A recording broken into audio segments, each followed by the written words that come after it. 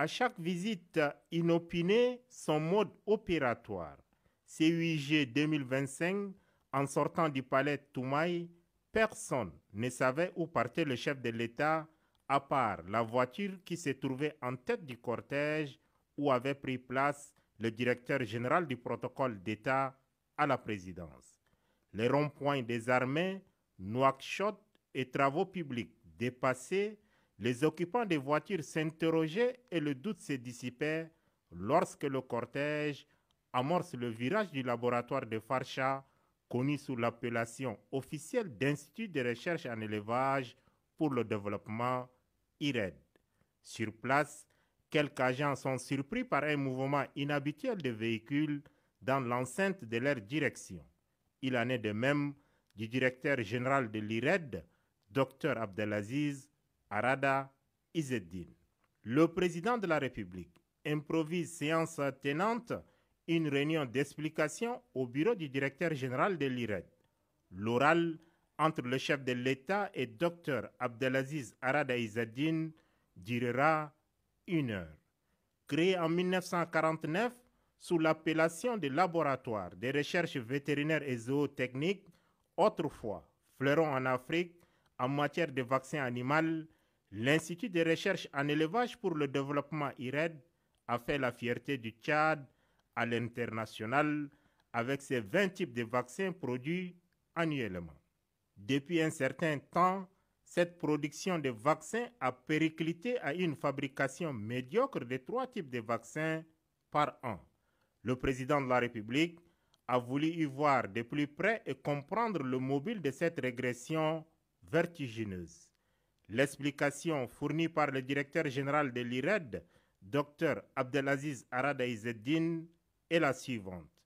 Avant les 16 mesures, l'IRED bénéficiait d'une subvention annuelle d'1,5 milliard de francs CFA de l'État. Depuis lors, nous ne percevons que 500 millions par an, alors que le salaire annuel du personnel s'élève à 800 millions de francs CFA. Sur le champ, le chef de l'État a instruit le gouvernement à faire diligence pour que l'Institut retrouve ses lettres de noblesse. Aussi, le président de la République a-t-il instruit le gouvernement à mettre à la disposition de l'IRED un terrain de 100 hectares non loin de la capitale pour lui permettre de développer ses recherches expérimentales. Une visite guidée aux parcelles expérimentales des herbes fourragères, connues sous le nom scientifique de Maralfalfa, et les différents laboratoires, à savoir celui de production de vaccins, de recherche et diagnostic des zoonoses, ainsi que de conservation des vaccins, a permis au maréchal de toucher du doigt les bien-fondés de l'IRED. Autre constat, lors de visites guidées des installations de l'Institut de recherche en élevage pour le développement, IRED, le président de la République, chef de l'État, maréchal Mohamed Idriss Déby Itno, a été informé d'une occupation anarchique de 5 villas destinées aux chercheurs de l'IRED. Séance tenante, le président de la République a fait venir le ministre de la Sécurité publique sur le site et lui a ordonné d'évacuer tous les squatteurs et de rétrocéder les villas aux ayants droit que sont les chercheurs de l'IRED.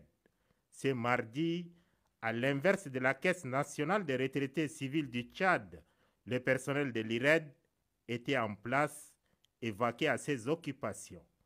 Une conscience professionnelle saluée et félicitée par le chef de l'État, maréchal Mohamed Idriss Déby Itno.